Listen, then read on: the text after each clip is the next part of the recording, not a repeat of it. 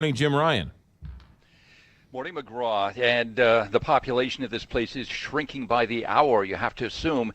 Of course, people are coming up from the Florida Keys. They've been told, both residents and tourists, that you need to get out of there. It's a low-lying area. The storm surge could be upwards of 10 feet.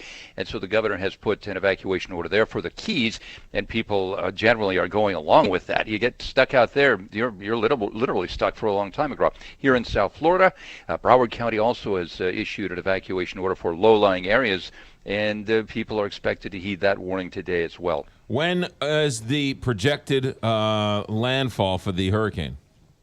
We're still looking at Sunday afternoon, although the effects will be felt as early as, what's today, Thursday? Friday night.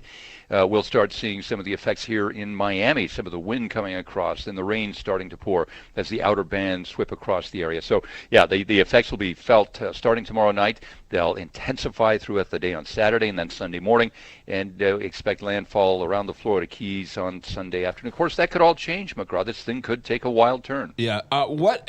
Explain to people who don't understand this. How far do you have to go to evacuate? I was thinking you have to go to like Georgia, but you don't have to go that far, do you? Although some people are. Right, if you live in Broward County, some people are going up into Georgia, next state north, even into the Carolinas. You have to go far enough to get away from the storm surge initially. And the storm surge, as I say, is going to be quite extreme in the Keys and here in South Florida along the beaches. And so the storm surge is the first danger. The wind is kind of secondary. So if you go to the central part of the state, you might be okay, although the latest projections show this storm going right up the middle of the Florida Peninsula. That could be some problems, So yeah, you're looking at those two potentials. So where do you go?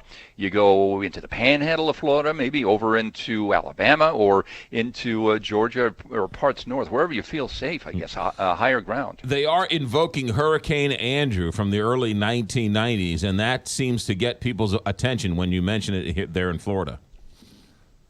Well, yeah, that's true. And that was 25 years ago. So I'd say that probably most of the people who went through it personally aren't here, that the most of the population has been here or has arrived since then, and really doesn't know much about Andrew except what they've read or seen. 12 years ago, you had Wilma strike this state.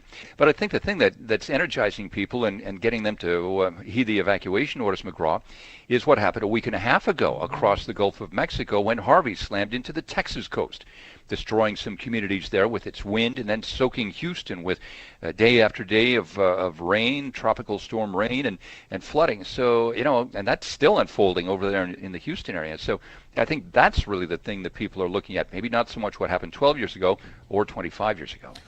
That is Jim Ryan. We'll check back in with you tomorrow. Be safe, Jim. Thanks for checking in. Thanks, McGraw. Appreciate it. 6:25.